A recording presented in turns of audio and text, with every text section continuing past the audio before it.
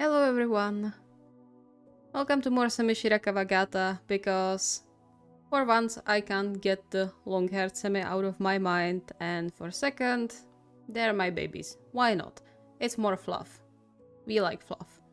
By the way, funnily enough, this idea of long-haired Semi came from a angsty Semikawa comic I've read some time ago, so yeah, but this is fluff.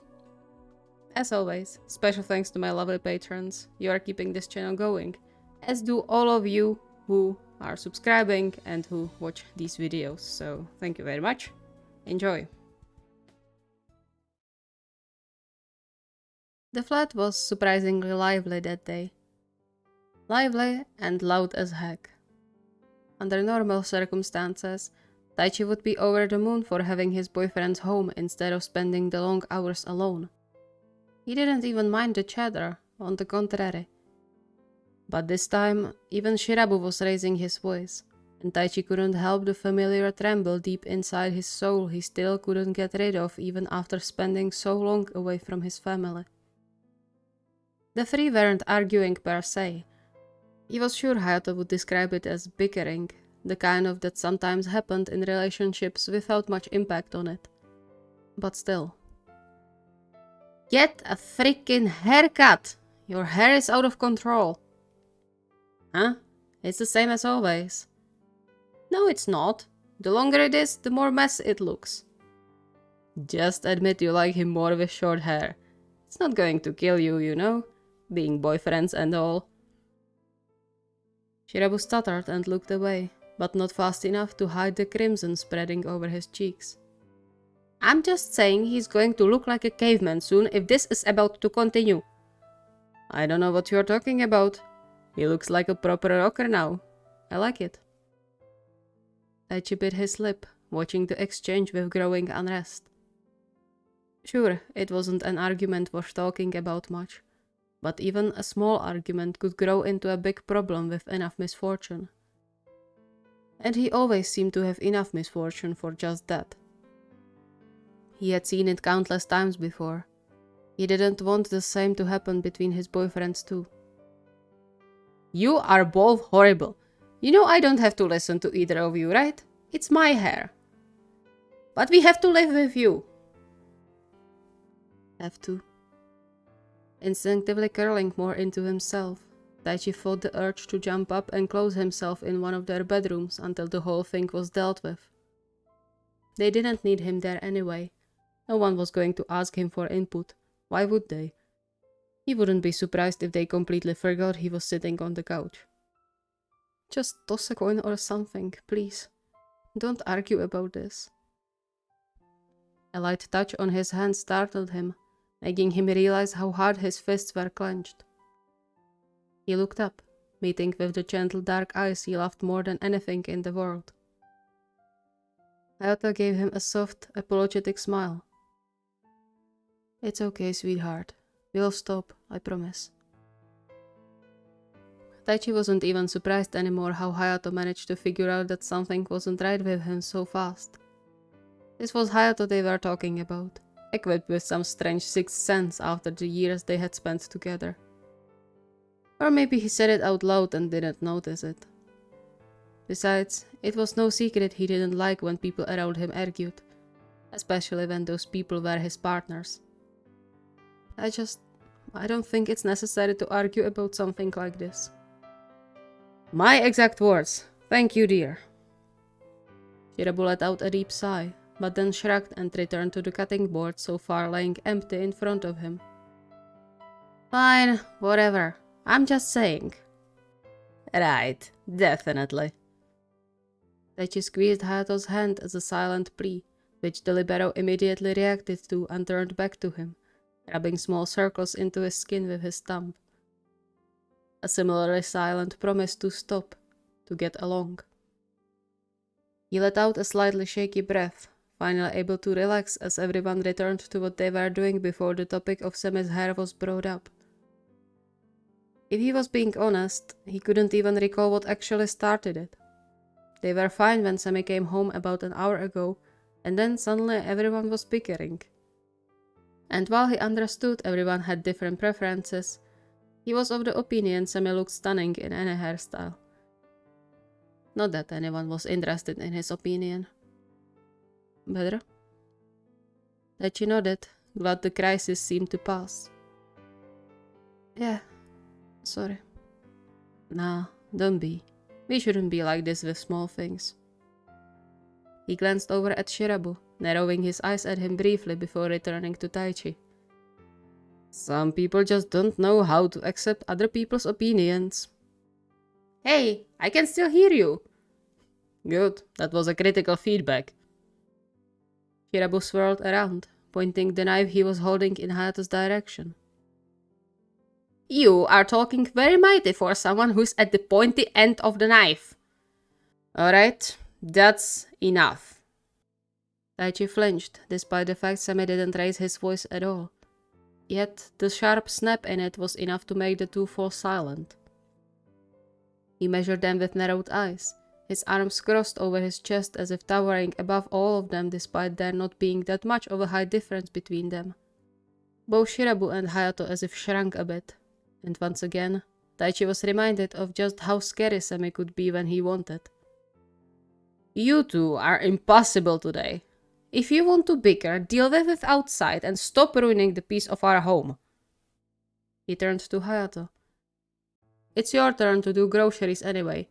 Take Kenji and go, and don't come home until you aren't at each other's throats. But I'm making lunch. Raising his eyebrow, Semi turned his attention to Shirabu. Do I look like I care? We can finish that with Taichi while you two are gone.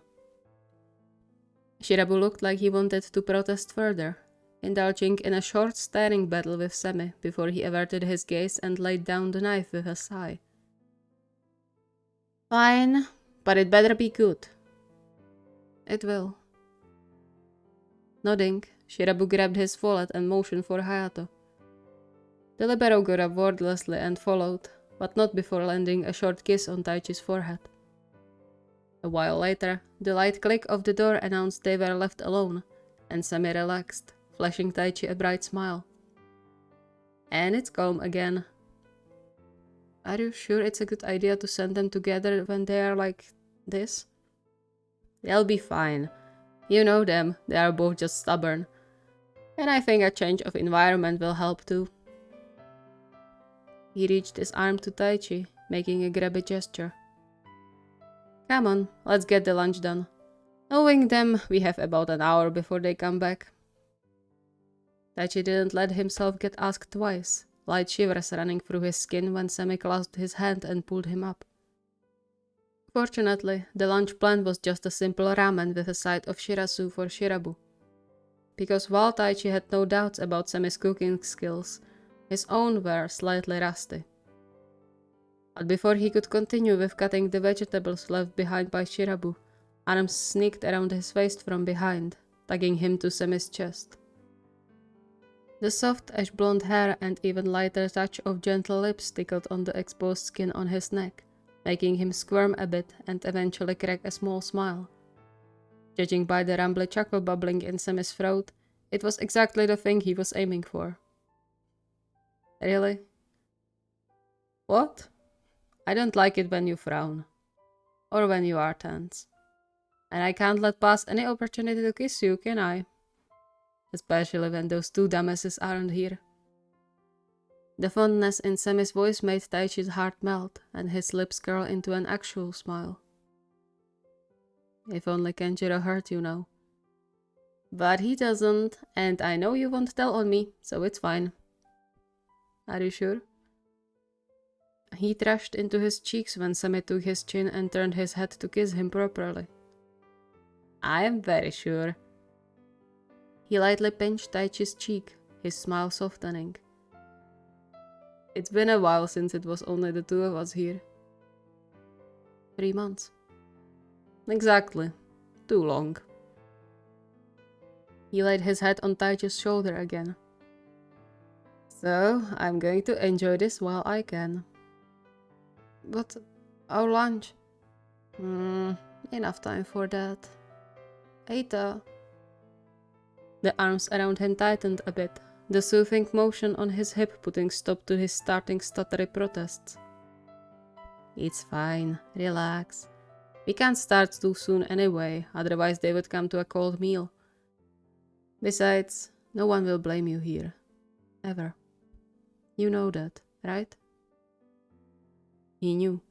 But old habits died slow, and with his partner's happiness at stake, he found it difficult to stay calm at times. Still, he let himself relax into Semi's embrace, for a moment turning off his brain to just enjoy being close to his boyfriend.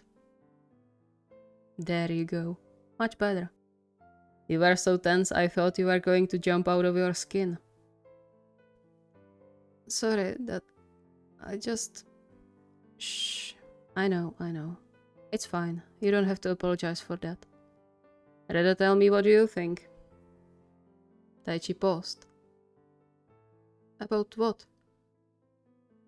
Smiling, Semi nudged his cheek before turning him in his arms so they were face to face. About my hair. Which do you like better? Shorter or longer? I don't know. I think you look great either way. His face burned, especially when Semi brushed his fingers along his jaw. Look at you giving out compliments. But if we want these two to stop bickering about it for good, you will have to be the deciding force. But why me? It's your hair, shouldn't you be the one deciding? He fell silent when Semi cupped his cheek, the brush of the calloused fingers and palm against his skin making him shiver. Because, my dear, I care about my partner's opinion on things, yours included. I want you to remember that, okay?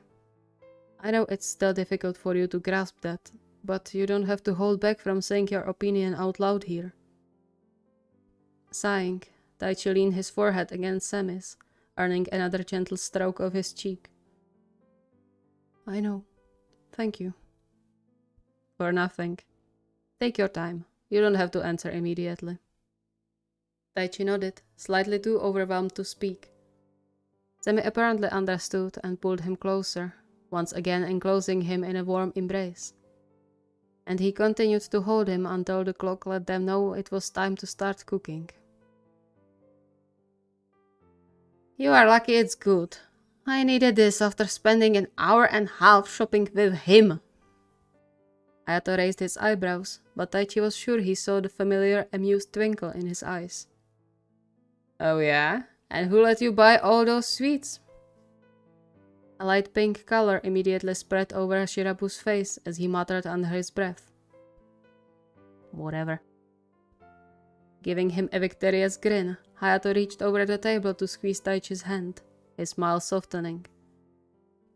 It's great. Good job. And I get nothing?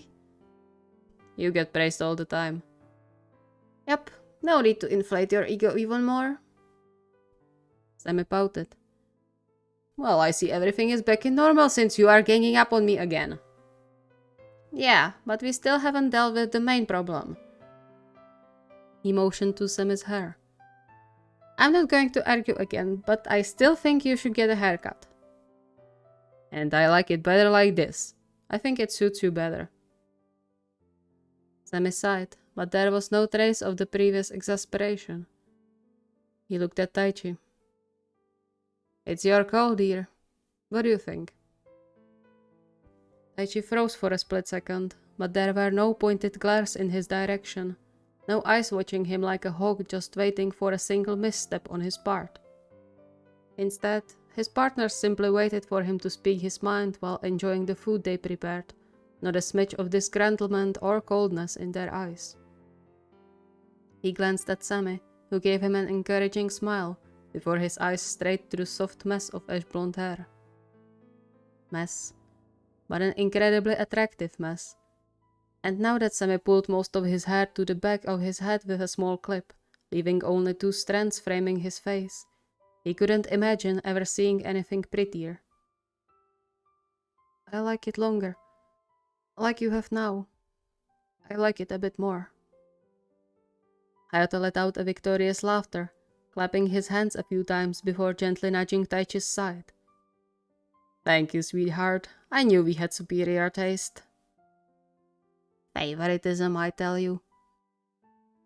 Despite Shirabu's grumbling, he didn't make any attempt to argue about the matter further or try to skew Taichi's opinion.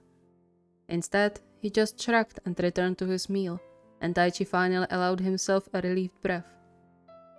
He got Semi smiling at him, his face saying, "I told you so," before he too returned to his meal.